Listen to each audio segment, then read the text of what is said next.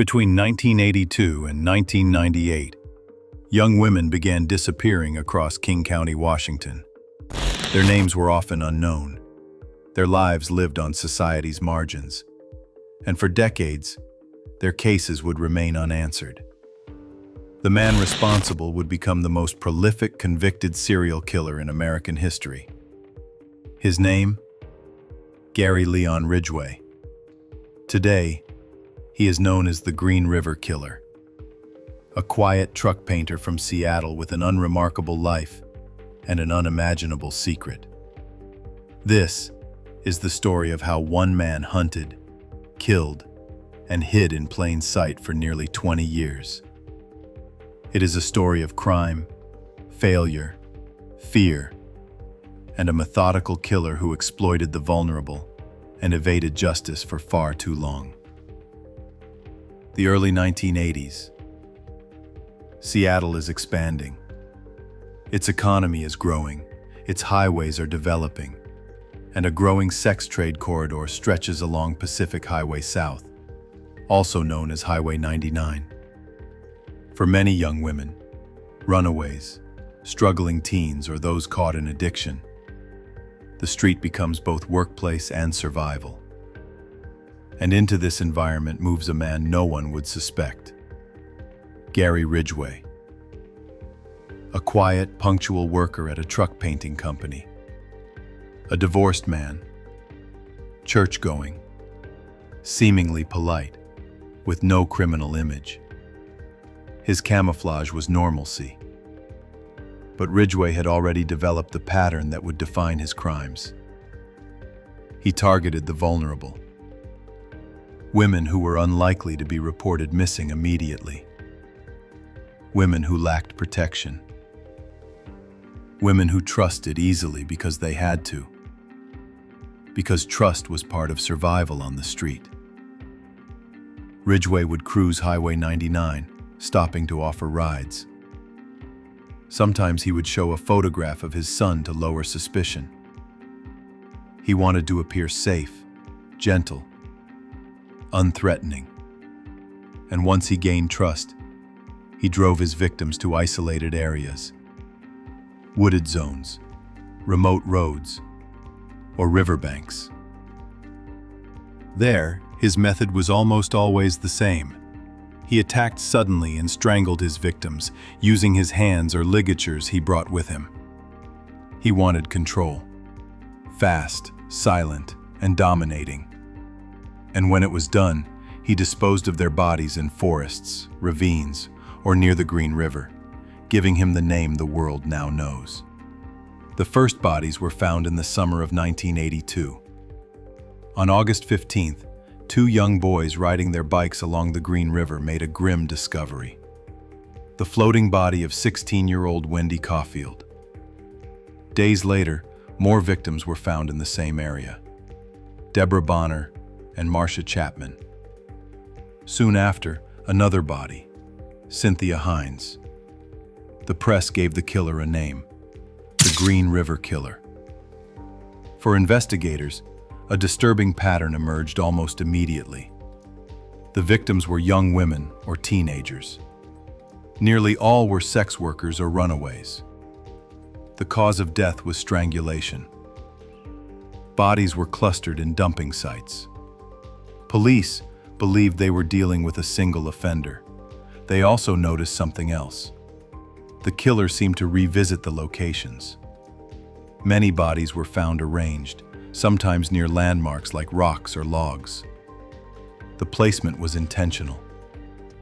Ridgway himself would later admit that he returned to the scenes to relive control, and sometimes to move or reposition bodies to confuse investigators. The killer knew the terrain. He knew where he wouldn't be seen. His confidence grew. As 1982 turned to 1983, the number of missing women multiplied. Ridgway struck repeatedly, sometimes weeks apart, sometimes days. He blended murder into his daily routine, committing killings after work, then returning home to watch television or eat dinner with his girlfriend. The ordinariness of his life became his protection. He chose victims who could disappear without prompting massive investigation. His logic was simple. Society was not watching them. He believed, with horrifying accuracy, that police and the public would react slowly. The escalation overwhelmed law enforcement. More than 40 young women vanished across King County in a short period. Bodies were found in clusters along roadsides, ravines, and remote forested areas of the Pacific Northwest. The geography of his crimes expanded, but his methods remained consistent. There was no cooling-off period, no remorse, just a compulsive cycle. Ridgway refined techniques to avoid detection. He removed personal items that could identify victims. He washed bodies to eliminate fingerprints or fibers. He scattered remains to slow discovery. Each step was calculated, each murder more confident than the last. By mid-1983, panic spread. Local papers amplified the terror. Mothers warned daughters. Police created the Green River Task Force, one of the largest serial killer manhunts in U.S. history. Detectives worked tirelessly, but they were stuck. Technology in the early 1980s offered little help. DNA testing was not yet reliable. There were too many missing women, too many potential suspects, and too few resources. The task force interviewed Ridgway in 1983. He kept calm, acted helpful, and passed a polygraph. He smiled, denied everything, and walked away. The killer went home, knowing police had looked him in the eye, and still didn't see him. False suspects, including infamous serial killer Ted Bundy, consumed time. Bundy even offered insight from prison, suggesting the killer might revisit dump sites. Ironically, Bundy was describing Ridgway accurately, but detectives still had no proof. Years passed. Bodies continued to surface. Ridgway kept killing. Throughout the late 1980s and into the 1990s, Ridgway lived an outwardly stable life. He worked steadily, attended barbecues, joined neighbors for small talk. In 1988, he remarried. While families searched for missing daughters, Ridgway mowed his lawn and paid his bills. But the murders did not stop. Investigators believe that even in the 1990s, long after the first task force energy faded, Ridgway continued hunting. Many victims from these years were never identified, and some may never be found. The tragedy deepened.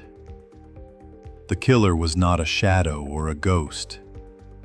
He was visible, ordinary, and utterly unsuspected. By the late 1990s, a revolution in forensic science changed everything. DNA profiling. Evidence collected years earlier, bodily traces taken from victims in 1982 and 1983, was retested using new technology. In 2001, results finally linked Gary Ridgway to 4 victims: Marsha Chapman, Opal Mills, Cynthia Hines, and Carol Christensen. Police arrested him outside the truck painting company where he had worked for more than 20 years. After nearly 2 decades of killing and evasion, the Green River Killer was finally caught. Once confronted with DNA evidence, Ridgway made a calculated choice. He agreed to cooperate, revealing dumping sites and victim names, in exchange for avoiding the death penalty.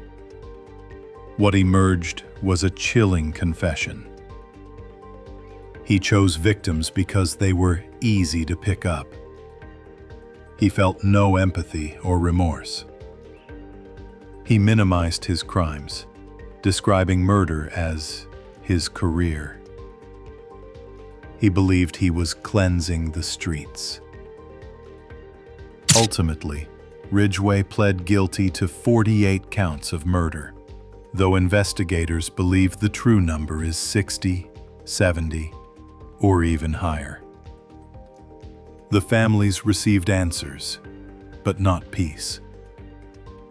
Gary Ridgway was sentenced to life in prison without parole. Today, he sits in a maximum security facility, a silent reminder of how long a killer can operate when victims are ignored by society, and when technology lags behind brutality. His crimes forced police departments to modernize task force methods, victim databases, and forensic coordination.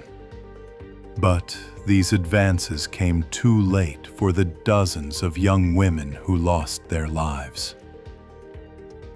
Ridgway's legacy is not his name, but the names of the victims whose stories were never told, whose lives were stolen, and whose memory persists despite the silence he imposed on them. If you like our content and want to see more videos like this, make sure to subscribe to our channel by clicking the subscribe button below.